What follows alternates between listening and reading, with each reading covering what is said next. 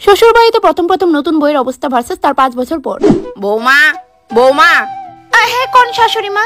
শুধু মা এটাও কি শিখাই দিতে লাগে? আর তোমার মাথা ঘুমটা কই? হ্যাঁ কোন মা?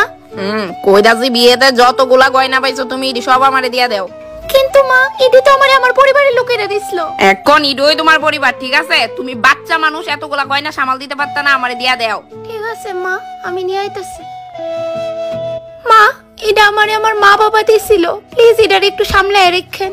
দেখি দই দিকে বাবা কি সুন্দর পিওর গোল্ডের। মা আমি যখনই চাইমু তখন দিবেন তো?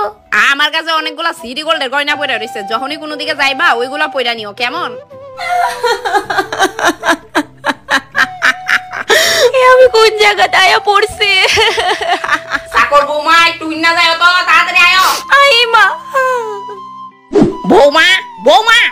হ্যাঁ মা, কিছু কি হইছে? এটা তুমি কি বানাইছো? ডাল বানাইছি।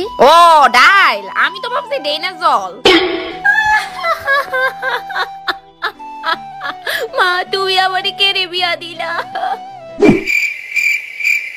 মা আমি আমার সব কাজ সাইরা লইছি, রাত 11টা বাজে আর আমার প্রচন্ড ঘুম আইতাছে, তো আপনার কি কিছু লাগবো?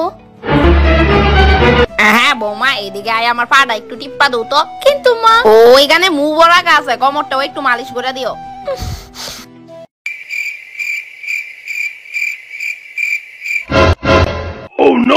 এই কি হইছে? ভালো করে মালিশ করো, মা বাবা কিছু শিখাইছে না নাকি? কি জানেন তো, আমার মা বাবা আমারে গোলামের মতো রাখছে না, তাই হয়তো জানি না।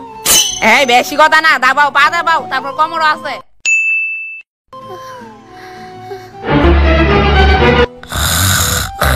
এই সুযোগ বাইরনের। আরে এই যে বৌমা ওই যাইতাছো, পাউডার দাবাও।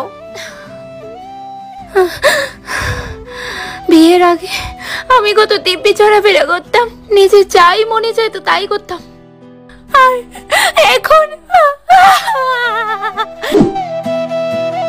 ওই কি গো, তোমার একটা কথা কইতাম। কি তাকো? দেখো তোমার মা আমার উপর প্রচন্ড অত্যাচার শুরু করছে, আমি কিন্তু আর নিতে পারতেছি না। আমার মা তোমারে সংসার কিভাবে করতে হয় ইডা শিখাইতাছে, তোমারে গাইড করতেছে, আর তোমার এগুলো অত্যাচার মনে হয়। তুমি বাড়ি থাকো না তো, এলাকা কিচ্ছু জানো না। দেখো তোমার ফালতু কথা শোনার আমার কাছে টাইম নাই, আমি জানি আমার মা কেমন। আর না বহুত হইছে ভাই, তুমি আমারে নিয়ে যাও এতে।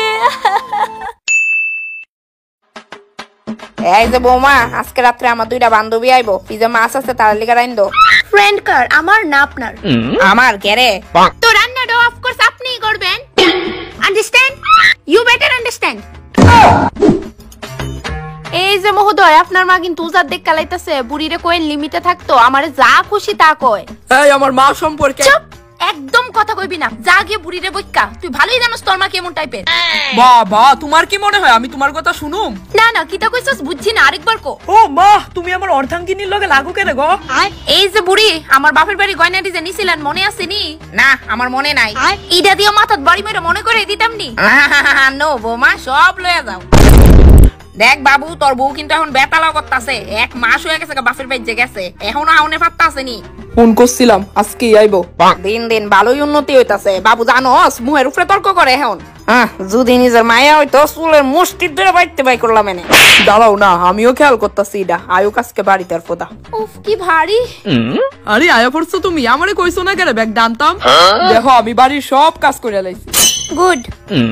হ্যাঁ বৌমা, আইতে কোনো প্রবলেম হইছে না তো?